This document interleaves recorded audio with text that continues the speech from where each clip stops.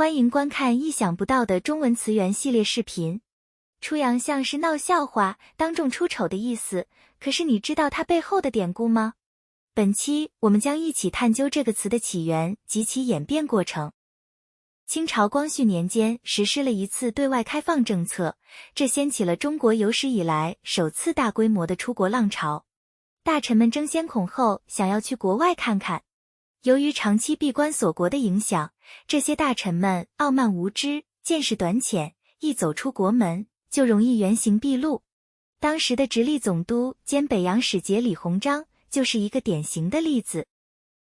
李鸿章在访问英国期间，前往戈登陵墓敬献花圈，表示悼念。曾陪丈夫在中国生活过的戈登夫人满怀感激，送给李鸿章一条在英国名犬大赛中荣获冠军的小狗。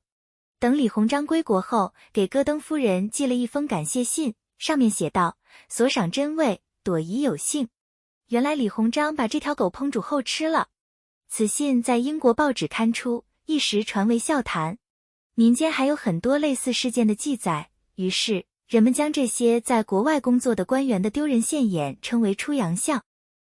此外，冯骥才在洋相中记录了这样一个故事：清朝末年，洋人在天津开埠，设立了租界，他们带来了电灯、火柴、香烟卷、自鸣钟、八音盒，还有洋装、洋布、皮靴等新鲜事物。当地有位年轻的阔少爷，非常崇拜洋人，学着说洋话，穿洋装，系蝴蝶结，还牵着洋宠物狗，举手投足都模仿洋人，甚至还给自己取了个外国名字叫扒皮。一天，天津为闹新潮，在总商会办演讲，来了很多人。这位阔少爷也跟着来了，还是打扮成洋人的模样，一上来就弯腰行了个洋礼，还说了几句洋话。此时有个学生问他：你说的是哪国话？不像英文，我可是学英文的。此时下面的人都议论开了。忽然有人喊道：你是叫扒皮吗？他生怕别人不知道自己是谁，马上说：我就是扒皮。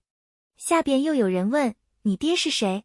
他怔了一下，马上回答道：米斯特扒皮。没想到下边问话的人放大嗓门说：小子，睁大眼看看我是谁？我才是你爹，我刚打广东回来。扒皮，扒马皮，快把这身羊皮给我扒下来回家，别在这儿出洋相了。自从这天起，天津人管学洋人装洋人的叫做出洋相。随着时间的推移，出洋相的含义也随之扩展，可以指不可理喻的怪模怪样，也指言行失据、违反常识的滑稽行为，或指因为不懂事而引起的失态。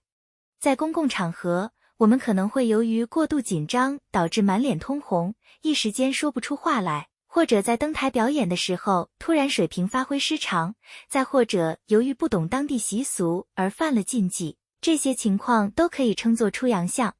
关键时刻，我们也会提醒别人说别出洋相了。如果你喜欢以上内容，请记得帮我们点赞。欢迎订阅我们的频道，以观看更多的优质双语教育内容。